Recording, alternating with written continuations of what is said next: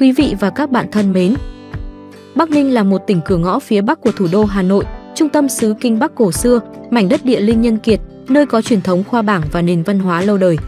Phía Bắc giáp tỉnh Bắc Giang, phía Tây và Tây Nam giáp thủ đô Hà Nội, phía Nam giáp tỉnh Hưng Yên, phía Đông giáp tỉnh Hải Dương. Bắc Ninh là tỉnh thuộc vùng kinh tế trọng điểm Bắc Bộ, có các hệ thống giao thông thuận lợi kết nối với các tỉnh trong vùng như quốc lộ 1A nối Hà Nội Bắc Ninh, Lạng Sơn, đường cao tốc 18 nối sân bay quốc tế Nội Bài Bắc Ninh, Hạ Long, quốc lộ 38 nối Bắc Ninh Hải Dương Hải Phòng, trục đường sắt xuyên Việt chạy qua Bắc Ninh đi Lạng Sơn và Trung Quốc. Mạng đường thủy sông Cầu, sông Đuống, sông Thái Bình rất thuận lợi nối Bắc Ninh với hệ thống cảng sông và cảng biển của vùng, tạo cho Bắc Ninh là địa bàn mở gắn với phát triển của thủ đô Hà Nội, theo định hướng xây dựng các thành phố vệ tinh và sự phân bố công nghiệp của Hà Nội. Đây là những yếu tố rất thuận lợi để phát triển kinh tế, xã hội và giao lưu của Bắc Ninh với bên ngoài. Bắc Ninh là tỉnh thuộc vùng đồng bằng sông Hồng và là một trong 8 tỉnh thuộc vùng kinh tế trọng điểm Bắc Bộ, khu vực có mức tăng trưởng kinh tế cao, giao lưu kinh tế mạnh của cả nước, tạo cho Bắc Ninh nhiều lợi thế về phát triển và chuyển dịch cơ cấu kinh tế. Là cửa ngõ phía Đông Bắc và là cầu nối giữa Hà Nội và các tỉnh Trung Du miền núi phía Bắc và trên hành lang kinh tế Nam Ninh, Lạng Sơn, Hà Nội, Hải Phòng, Hạ Long và có vị trí quan trọng về an ninh quốc phòng. Mời các bạn cùng tìm hiểu về lịch sử, những mốc thời gian hình thành và thay đổi lãnh thổ của huyện Tiên Du, tỉnh Bắc Ninh từ cổ xưa cho đến ngày nay. Vì sự phân chia và phân cấp hành chính từ thời Hồng Bàng, trải qua giai đoạn Bắc thuộc đến thời Tiền Lê, được các sử gia ghi chép vẫn còn chưa đầy đủ và rất nhiều tranh cãi. Thời Thục Đường và thời nhà Ngô, lãnh thổ Tiên Du hiện nay nằm trong địa giới Giao Châu. Năm 966, Nguyễn Thủ Tiệp, vị thủ lĩnh sứ quân chiếm một vùng rộng lớn đặt lỵ sở ở Tiên Du. Tại đây, ông đã xây dựng thành trì, trở thành một trong 12 sứ quân trước khi bị Đinh Tiên Hoàng đánh bại vào cuối năm 967. Thời nhà Đinh, lãnh thổ Tiên Du nằm trong đạo Bắc Giang. Thời Tiền Lê, lãnh thổ Tiên Du nằm trong lộ Bắc Giang. Thời nhà Lý, lãnh thổ Tiên Du nằm trong phủ Thiên Đức. Theo Đại Việt Sử Ký Toàn Thư của Ngô Sĩ Liên, thì địa danh huyện Tiên Du có từ thời nhà Trần. Thời nhà Trần và thời nhà Hồ, huyện Tiên Du trực thuộc châu Vũ Ninh, lộ Bắc Giang. Cũng trong thời nhà Trần, đã xuất hiện một nhân vật huyền thoại trong truyện truyền kỳ Mạn Lục của Nguyễn Dữ là Từ Thức. Tương truyền, Từ Thức là người quê ở Thanh Hóa, ông làm một chức quan nhỏ ở Tiên Du, sau đó ông được gặp tiên và ở cùng tiên nữ trong chốn tiên cảnh, và nơi ông gặp tiên chính là động Từ Thức. Thời Thục Minh, huyện Tiên Du trực thuộc châu Vũ Ninh, phủ Bắc Giang. Thời Lê Sơ, từ thời điểm này huyện Tiên Du bắt đầu trực thuộc phủ Từ Sơn. Các thay đổi sau này chỉ thay đổi ở cấp cao hơn phủ Từ Sơn.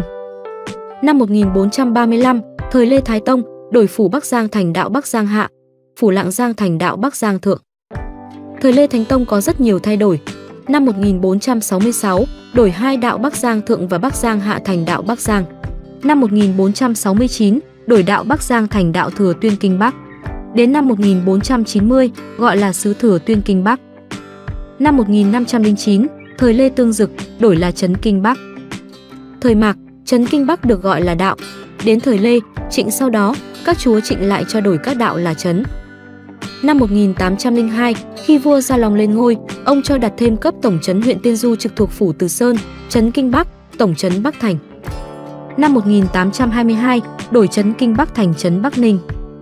Năm 1831, vua Minh Mạng thực hiện một cuộc cải cách hành chính lớn để thống nhất các đơn vị hành chính trong cả nước.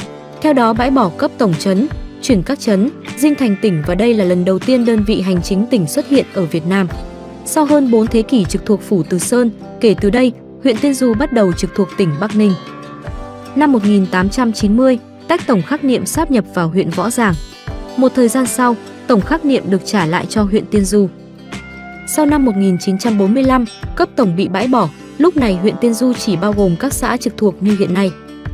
Ngày 15 tháng 10 năm 1946, Chủ tịch nước lâm thời Huỳnh Thúc Kháng đã ký sắc lệnh số 201, sáp nhập hai xã Vân Khám và Hiên Ngang từ huyện Võ Giàng vào huyện Tiên Du. Sau này, hai xã này sáp nhập vào thành xã Hiên Vân ngày nay. Sau năm 1954, huyện Tiên Du có 17 xã: Cảnh Hưng, Đại Đồng, Hạp Lĩnh, Hiên Vân, Hoàn Sơn, Khắc Niệm, Lạc Vệ, Liên Bảo, Minh Đạo, Nội Duệ, Phật Tích, Phù Đồng, Tân Tri, Tri Phương, Trung Hưng, Vân Tương, Việt Đoàn. Ngày 26 tháng 4 năm 1957, sáp nhập thôn Xuân Ổ thuộc xã Vân Tương trở lại xã Võ Cường thuộc huyện Võ Giàng. Ngày 20 tháng 4 năm 1961, hai xã Phù Đồng và Trung Hưng, sau này đổi tên thành Trung Mầu, của huyện Tiên Du cùng với một số xã của huyện Từ Sơn, huyện Thuận Thành và toàn bộ huyện Gia Lâm của tỉnh Bắc Ninh sáp nhập vào thành phố Hà Nội.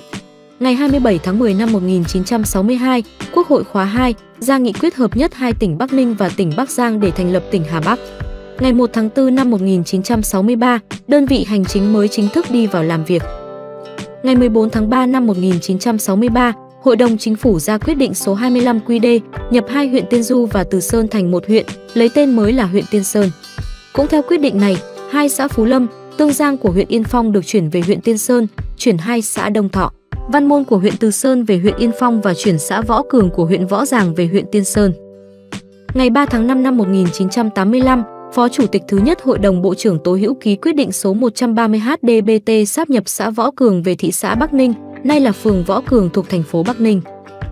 Ngày 6 tháng 11 năm 1996, tỉnh Hà Bắc được tách ra theo nghị quyết của kỳ họp thứ 10, Quốc hội khóa 9. Ngày 1 tháng 1 năm 1997, tỉnh Bắc Ninh chính thức hoạt động theo đơn vị hành chính mới. Qua đó, huyện Tiên Sơn trực thuộc tỉnh Bắc Ninh. Ngày 10 tháng 12 năm 1998, Thủ tướng Phan Văn Khải ký ban hành Nghị định 101/1998 NDCP về việc thành lập thị trấn Lim trên cơ sở toàn bộ diện tích tự nhiên và nhân khẩu của xã Vân Tương. Ngày 9 tháng 8 năm 1999, Chính phủ ban hành Nghị định số 68/1999 NDCP. Theo nghị định này thì huyện Tiên Sơn được tách ra, tái lập hai huyện Tiên Du và Từ Sơn, xã Phú Lâm được tách về huyện Tiên Du và xã Tương Giang được tách về huyện Từ Sơn.